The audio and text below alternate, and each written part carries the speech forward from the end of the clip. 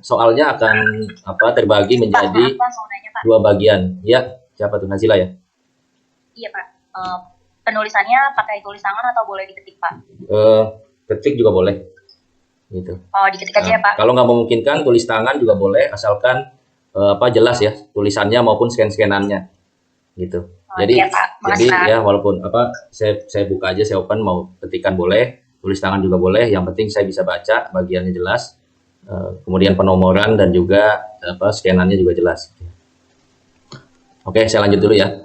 Jadi soal UAS ada 2 bagian. Ya, bagian pertama adalah true false, terdiri dari 10 soal, itu bobotnya 20%. Nah, soal true false ini saya ambilnya dari quiz, ya kan hampir setiap pertemuan ada forum dan ada quiz. Nah, untuk true false ini atau soal bagian pertama itu ada 10 soal true false, bobotnya 20%, ya. Kemudian untuk soal yang keluar untuk bagian true false ini adalah dari pertemuan ya atau dari chapter pertama sampai dengan chapter atau modul ke-15. Ya, jadi soalnya tersebar di modul-modul dari modul pertama sampai modul 15. Jadi teman-teman pelajarin aja soal-soal kuis ya, di-review lagi soal-soal kuisnya, ya mana yang kira-kira waktu pengerjaan ada yang salah dan seterusnya gitu ya. Jadi soal pertama adalah dari kuis, persis soalnya ya 10 soal bobotnya 20%. Kemudian bagian kedua ada 6 soal esai ya atau uraian. Nah, ini bobotnya 80%. Ya, jadi bagian kedua sekali lagi ada 6 soal, sifatnya esai atau uraian dan bobotnya 80%. Nah, kita akan bahas ya lebih detail, lebih jauh mengenai bagian kedua ini, esai, karena bobotnya besar 80% dan yang ya walaupun sudah ada di modul materi mungkin perlu diperjelas lagi ya secara virtual class kita hari ini. Ya. Soal yang pertama ya, jadi ada 6 soal tadi ya, ini soal yang pertama. Teman-teman saya langsung tunjukkan aja di babnya ya. Jadi lihat di chapter atau di modul ke-7. Ya, jadi untuk soal pertama ya lihat di chapter 7 gitu. Soalnya adalah mengenai menghitung kebutuhan modal kerja nasabah. Ya. Menghitung kebutuhan modal kerja nasabah. Nah, jadi ini agak sedikit ada rumusnya lah. Ya, jadi ini satu soal yang mungkin hitung-hitungan ya, hanya ini yang hitung-hitungan. Jadi kan dalam menentukan modal kerja ya atau sebelum ke modal kerja, saya jelaskan dulu garis besarnya kan jenis pembiayaan di bank syariah secara umum ya untuk yang sektor produktif, ada yang sifatnya investasi, ada yang sifatnya modal kerja. Ya kan? Nah, bedanya apa? Bedanya kalau yang investasi ya umumnya untuk beli aset ya atau belanja modal ya, dan biasanya jangka waktunya cenderung panjang ya, bisa 5 sampai mungkin 12 tahun ya. Contohnya misalkan beli gedung ya atau bangun pabrik ya kan, atau bangun perkebunan misalkan. Nah, itu adalah pembiayaan investasi karena jangka panjang, kemudian related ya atau berkaitan dengan membeli atau membangun fixed asset gitu ya. Jadi itu pembiayaan investasi. Nah, yang kedua adalah pembiayaan modal kerja. Nah, ini yang keluar. Nah, modal kerja adalah pembiayaan atau istilahnya kalau di bank konvensional itu kredit ya atau pinjaman. Ya, kalau di bank syariah saya ingatkan sekali lagi istilahnya adalah pembiayaan. Ya, pembiayaan yang sebentar ada yang masuk. Sebentar, saya dulu. Oke, saya lanjut lagi.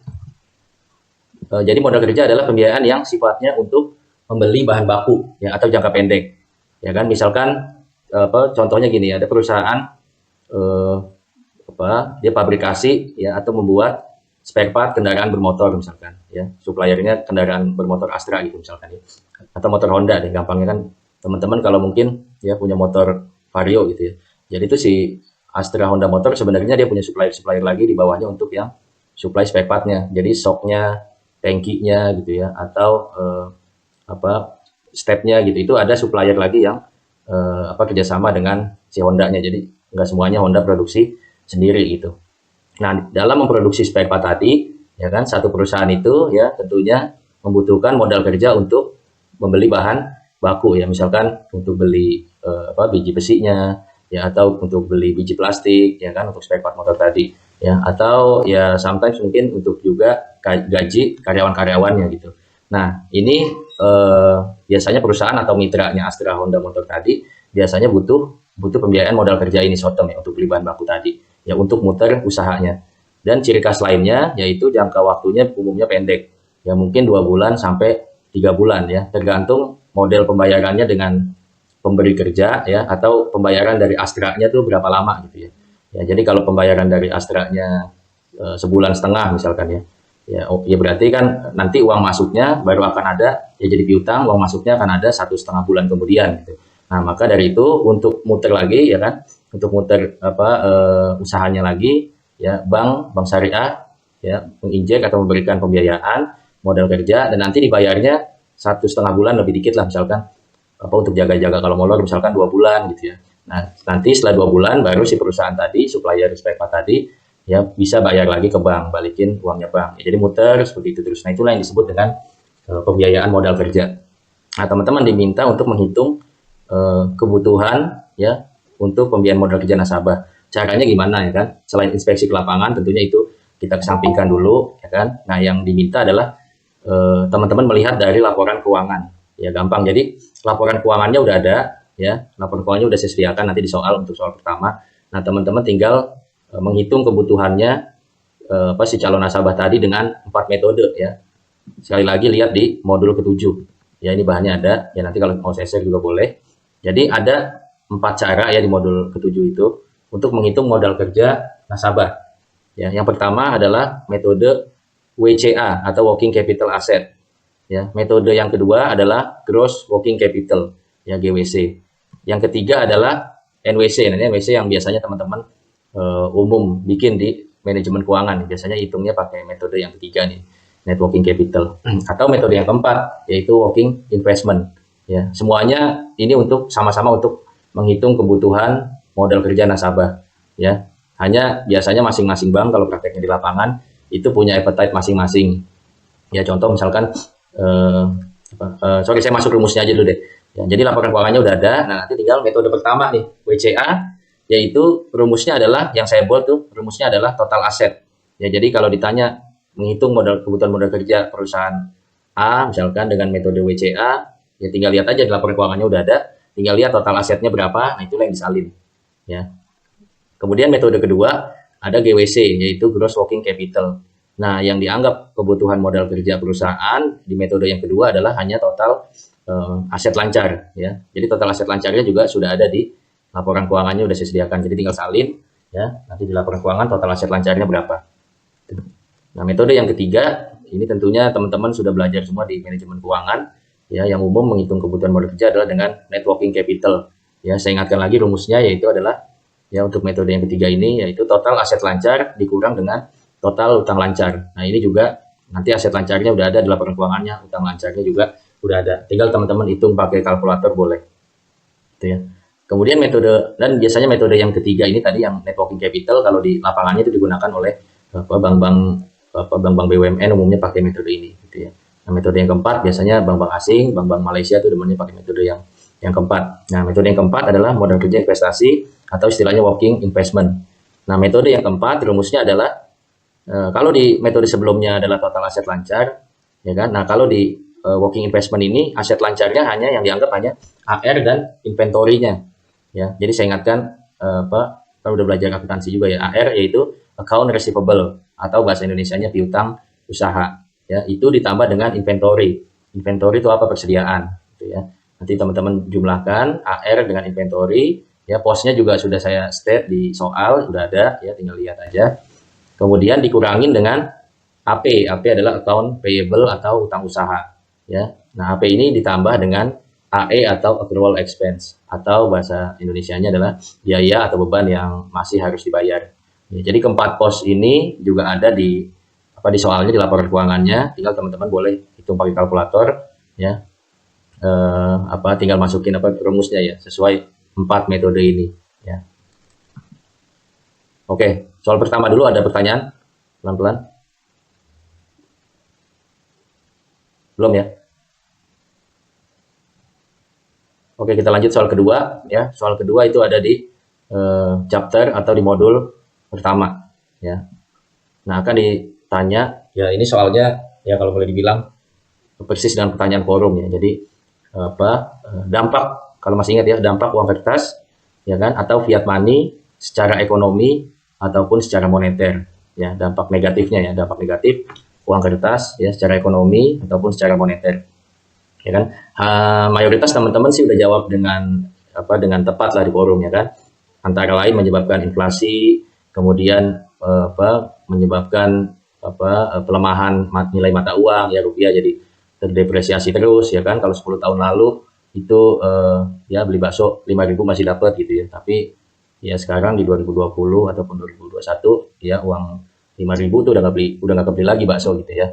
Ya mungkin 2 kali atau 3 kali lipatnya. Itu salah satu dampaknya gitu ya kan, karena ada inflasi dan juga ada penurunan nilai ya, nilai mata uang atau currency, karena sekali lagi ya, karena tidak ada backup emas ataupun real asetnya ya kan. Atau kalau teman-teman ngikutin perkembangan ekonomi gitu ya, waktu krisis Venezuela misalkan ya kan. Nah, itu kan uang mereka langsung terdepresiasi jauh gitu ya. Orang yang tadinya kaya menyimpan simpanannya uang misalkan ya, tiba-tiba ya karena nilai mata uangnya merosot ya, tiba-tiba harganya turun drastis ya, karena nilainya terdepresiasi dan juga nggak ada interestnya ya, atau nggak ada nilai di dalam uang tersebut ya kan. Ya semestinya ya, idealnya uang kertas tersebut harus ada backup emas ataupun backup real asset ya, atau backup projectnya harus ada nih ya kan. Mau bikin jalan tol gitu, baru kita cetak uangnya gitu kan, ada underlying jalan tolnya gitu ya. Nah itu masih make sense ya. Jadi ketika uang kita kolaps ya, mata uang kita kolaps, itu masih ada backupnya emas dan real asset yang memang diakui pasar gitu. Jadi masih ada nilainya gitu ya. Beda dengan kalau mata uang ya, begitu terdepresiasi udah nggak ada yang ngakuin ya kan. Kayak di Zimbabwe ya, beli telur sekilo mungkin butuh uangnya ya, harus pakai gerobak ataupun harus pakai harus banyak lah uangnya ya, miliaran ya, padahal hanya beli telur misalkan. Nah itulah fenomena-fenomena yang terjadi, dan arahkan jawaban teman-teman ke situ ya. Jadi jangan lagi ada yang jawab dampak negatif uang kertas tuh mudah sobek gitu ya. Nah saya masih temukan tuh jawaban-jawaban yang begini, yang mudah sobek, mudah lecek atau kena hujan misalkan ya. Nah ini jangan lagi ada jawaban yang seperti ini. Yang diminta adalah jawaban-jawaban ilmiah dan kaitkanlah dengan ekonomi atau sesuai yang diminta oleh pertanyaan ya. Karena idealnya mata uang dalam syariah harusnya ya kan ada nilai intrinsiknya ya, yaitu harus seperti dinar dan dirham misalkan ya, karena dari emas dan dari perak ya, ataupun komoditas juga bisa dijadikan sebagai alat tukar ya. Tapi yang perlu jadi catatan, komoditas yang bisa dijadikan alat tukar adalah yang tahan lama, kemudian yang memang itu adalah kebutuhan pokok ya. Jadi artinya yang mengakui juga market gitu ya, diakui pasar ya kan. Kalau uang kertas kan yang mengakui hanya legitimasi atau satu negara ya kan. Teman-teman bawa uang rupiah ya, beli nasi goreng di Malaysia belum tentu mau ya nasi goreng sana ya kan. Tapi kalau teman-teman bawa emas gitu ya untuk beli nasi goreng di Malaysia ya, mungkin ya si tukang nasi goreng Malaysia masih mempertimbangkan ya kan, karena emas memang diakui oleh pasar gitu ya, sedangkan mata uang hanya diakui oleh masing-masing dan juga batas negara gitu. Kemudian cara syar'inya lainnya adalah ya, uang selalu ya terdapat pada ciptaan Allah Subhanahu wa taala. Artinya memang yang menciptakan rezeki, yang menciptakan uang harusnya adalah hak prerogatif Allah Subhanahu wa taala ya, Tuhan semesta alam. Jadi ya sebagaimana dalam Asmaul Husna kan ada kepada Ar-Razzaq ya, atau yang maha memberi kekayaan atau maha memberi